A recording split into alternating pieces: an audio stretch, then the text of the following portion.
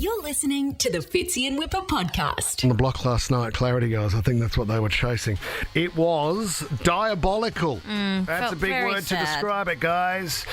Just quickly, I mean, I know he's a bit eccentric. I understand that he's a bit different. Danny, the main man who bids with a hat on. Loves to throw the numbers around, but as it got on and I was feeling sorry for the contestants. I know, 66-cent oh bids my God. is just upsetting. What are you talking about? Have a listen to this. 4,666,066 cents. 5.01. Now I was stuffing it. 5222.22.22. 5, 4, 4, 4, 4, 4, 4, 4. Impressed in you. Maybe he is entertaining. He's just throwing it out there to confuse the auctioneer. I think he's a very generous man. Yeah. He is there every year. We did speak to the winners and talk about the winners. There was only really one winner of the night, and that was Oz and Omar. They picked up $1.6 million. We spoke to Omar earlier. Omar, you must have had a moment though where you felt almost guilty because you'd had such a big win where everybody else, no one really got anything. Yeah, I was very upset. I was obviously disappointed. Everyone worked so hard for a good return, and I feel as though everyone deserved that. So it was pretty disappointing. I mean, big questions around why there was such a difference. It is just too huge. Tom and Sarah Jane, $20,000 they won.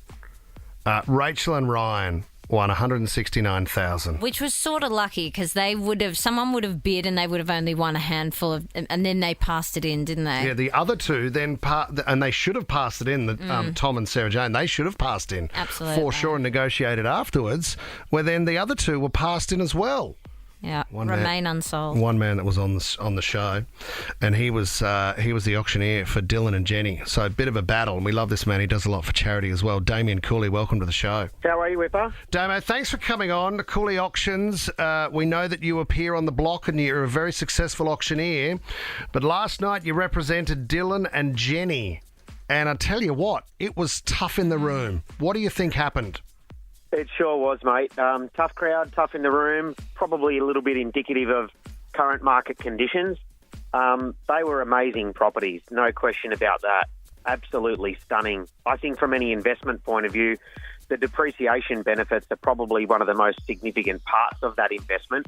And to be frank, very well priced in terms of replacement costs. But what about the reserve, Damien? Why were all the houses given the same amount? Yeah, the same reserves. I guess they wanted a level playing field for everybody to try and achieve as much as they can above the reserve.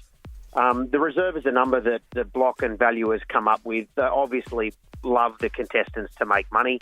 Yeah. They give up 3 months of their lives to renovate a property, and they want to be rewarded for that. So the reserves are well below what the replacement cost would be. It'd be about $6 million each house to replace those. Right. So you'd argue, though, that someone, when they buy a property, they're buying for the investment. No one's buying, and growth, right? So you're buying in the hope that the land and the house will increase in value, right? There's your win, especially when you're living in it, right? So you're tax-free on your residential.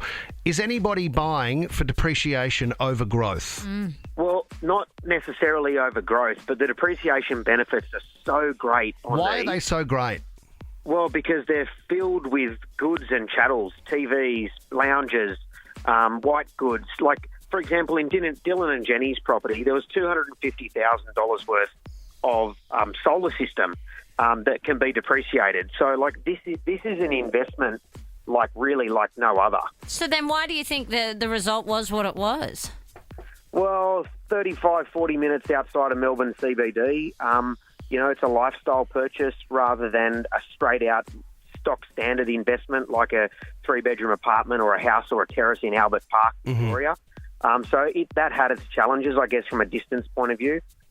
We were really ideally looking for owner-occupiers who wanted that lifestyle tree change. That wasn't to be the case in the current market conditions, and I think that sort of played into the hands of the investors like a Danny of the world who is literally looking to buy.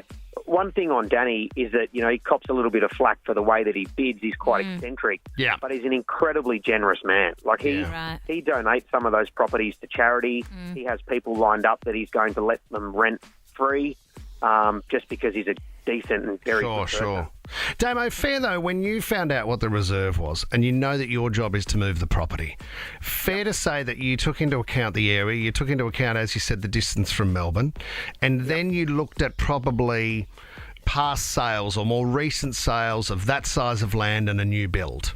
And you went, not many selling over 5 mil here, not many selling over 4 mil here. I mean, if someone's going to spend top dollar in that area, they're wanting to walk into the dream. And you could also argue that you can't sell the dream without proper landscaping, which is probably 10 years away. Yeah, well, landscaping takes time to develop. But, Dylan and Jenny's, for example, 13 acres of land, really a beautiful frontage. They've got a great block, really well elevated, beautiful views of the Macedon Ranges. Whilst it is a lot of money for that particular location, there's no houses that are built in that location that even would come close to the quality of these homes. So it is very unique. Was it Dylan and Jenny that had a couple of buyers who just didn't speak up in the auction? They did, yeah. We had a couple of registered bidders that were specifically bidding on our property, but they didn't put their hand up for whatever reason. Sometimes I wonder whether people just register to get their mugs on the telly. Yeah, but, sure. Unfortunately, they didn't bid, and it wasn't meant to be. Yeah. Another one, a bit sensitive, Damo. A bloke by the name of Adrian that was bidding for Oz and Omar. Rumour has it he was a dummy bidder. That's what's flying around this morning. Any truth in the room that you heard this? Oh, there was a lot of talk about that, but I didn't see the guy personally. I did actually check him out on Instagram, and he looks like the real deal to me. Okay. Allow me to say this, that if in fact that was the case, which I highly doubt that he was, he bid well and truly above the reserve price. Didn't he? He was buying it if the bid landed on him, so I don't think that's the case. So in this position now, Dylan and Jenny passed in at $4,075,000. What happens now? Yep. So they'll go back to market. They'll most likely be either looking for a new buyer or possibly one of the buyers that was there that didn't place a bid.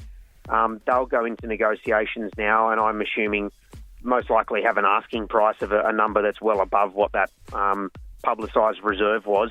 That reserve, bearing in mind, is just a low number that they want the contestants to make more than. Sure.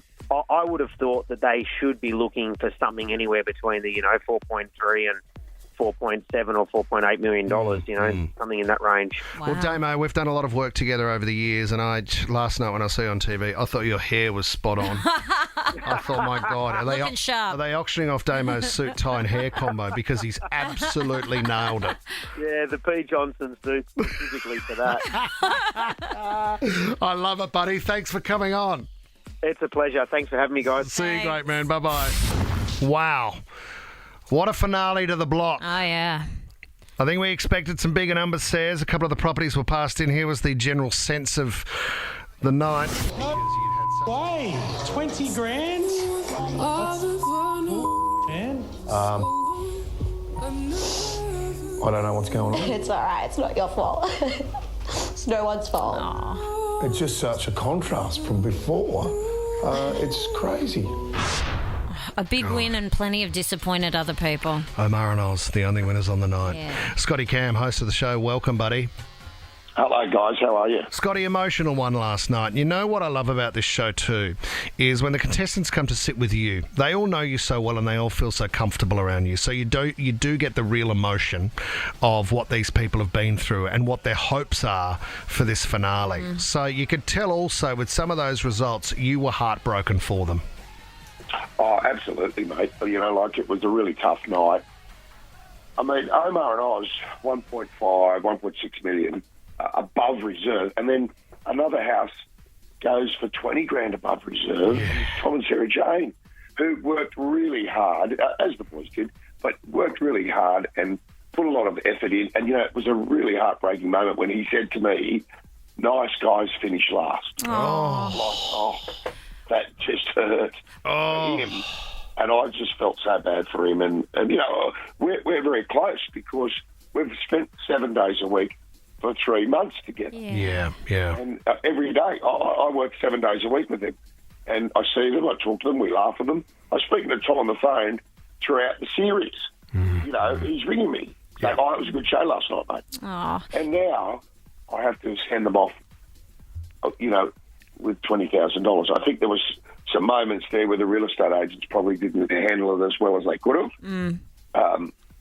That's why we pulled up and said, don't go over the reserve price. Yeah. Let's pass this in and we'll negotiate. So is that what you put the difference down to, Scotty? Why such a big difference? What do you think that was based on? I don't know. Yeah. That's what I said in the closer last night when we signed off on the show. I said, if anybody can explain what happened to me, I'd love to hear it. And that's true. What was it like? We were, everyone, the crew, the cameraman, the producers were all flabbergasted. Yeah. So one joint goes for 5.6 million and the next joint goes for 4.1. Yeah. And they're virtually identical. So, Scotty, when they say, all right, cut, that's a wrap, guys, well done, what was the mood like? What happened next? Oh, look, you know what? They were pretty good. They were Tom and Sarah Jane. Yeah. They were stoic. They were unbelievable, in fact. And they weren't angry. They weren't. They were just going, it is what it is. And you know what Sarah Jane said to me? We'll just pay our mortgage off like everybody else. Oh. Oh, no, it's just, you know what this show can bring, Scotty. Yeah. You've lived it and you breathed it for 20 years. You know what this show can bring. And you go in there and it is literally, you stop your life and then it's blood, sweat and tears for 3 months, 7 days a week. Yep. And then for that result, you go, whoa. Heartbreaking. But you know what, guys, that's what the block is. Yeah, it's a competition to win $100,000. And you've got to you do your best, have all your planets aligned, get the buyers in place, have your real estate agents work, have your auctioneer work, and it's like, because it's real, sometimes it doesn't come off. Yeah. Because it's real. It's like what mums and dads are going through every weekend in auctions. They're putting their house up for sale, and because the market changes and there's a bit of a lack of confidence in borrowing money, that those things happen sometimes, I suppose. Scotty, it's out of our control. Did you look at, when you found out what the reserves were, when that number was announced to you, yes, part of you would have gone, I get it, there's some depreciation going on in a brand new house, and I understand the tax benefit of that. And then you would have gone, hang on a minute, is much selling for over $4 million out here? Yeah, no, I was happy with the reserves, mate. Were you? I honestly was. Normally I'm not. No one's ever happy with the reserves. We'd like them to be 3.5. Yeah. It's based on a valuation that's done off the plans before the show starts. And I don't know them until that day. And I was thinking they were going to be higher. Well, you might argue. I got those. I thought not bad on the money. After the first auction, guys, they were spot on the money. In fact, they were too low, weren't they? Yeah, well, it might be fair to suggest that when the reserves were set at the start of the show, maybe the market had shifted, and they needed to be reflected in the reserves by the time it went to market. I think it was. I think it came down from the original. Oh, really? Yeah, right. Yes. Oh my God. It did. Scott, because of that. Is it? Sorry. No, you're right. Is there any update on the two places? I think it was Sharon and Arthur and Dylan and Jenny, who both passed in, but no result whatsoever. Any update on them? Not yet, but we're negotiating, and we'll do that for 2 weeks, and take our time. I'm pretty confident that we're going to get, maybe 4.2, 4.3. Oh, that'd be good. There's people, and it's right, they'll get a couple 100,000, but that doesn't help Tom and Sarah Jane. No. Because what happens is you've got your reserve at $4,080,000, and I'm saying to the real estate agents, if it gets close to that and it's stalling, pass it in immediately. Yeah. Immediately. That's why I was screaming at the phone last night, and I was to pass it in. Yeah, and of course, what happened was, with Tom and Sarah Jones, it's crept over the reserve by $20,000 and then stopped. And that means it's on the market. We can't do anything. That's the law. Yep. It's on the market. So that's why the others we passed in. I rang the real estate agent straight away. I said, pass it in, mate. Yeah, well, they all benefited, didn't they? It was at $4,075,000, and they kept asking for bids. God. Scotty, what about this Crazy. bloke? What about this bloke, Adrian Portelli? Rumours flying around that he was a dummy bidder, for Omar and Oz's house. He's come out and said, hang on a minute, I'm successful in my own right. I've got the money and I would have bought it. It would have fallen to me, of course, if I wasn't outbid. Correct. Because he was clearly above the reserve. So there's no truth in that? No, not that he was keen on their house, and then it went too high, and he pulled out. But having said that, and absolutely, I have not. I had someone suggested that to me, and I don't know that at all about the dummy bidding. But if the boys organise a dummy bidder to push that up to $5 million, well, that's a strategy, isn't it? And it's in an auction. And of course, if Danny had stopped, then he would have had to buy the house. Yeah.